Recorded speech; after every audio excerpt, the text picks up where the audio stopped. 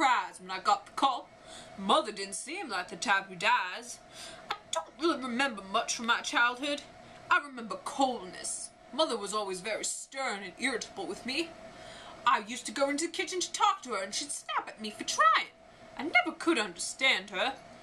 When my brother John was born when I was 15, Mother never snapped at him.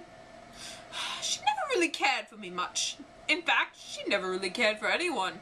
My mother was always a very independent woman, but she worked hard for her family. I suppose she loved us, even if it was hard to tell. She took pride in her appearance. In fact, she took pride in everything she did. She was a very prideful woman, much unlike my father. I never could understand why they married. They didn't seem very interested in each other. Then there was her age. She was so old when the world seemed so young. It was being reborn. She had lived through both world wars, and those brought changes, and she just couldn't adjust to those changes. She couldn't adjust to the modern world. And that darn nursing home, she wouldn't even give it a chance. She raged against it when it was just an idea. It was for the best of us. We were getting older, and she was too. We couldn't take care of her.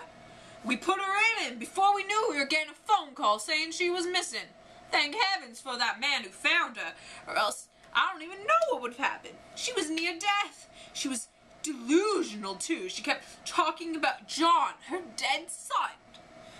At that point, we had no choice. We had to tell her she was ill. Hospital life was no better for Mother. She was always complaining. A part of me thinks she was lonely.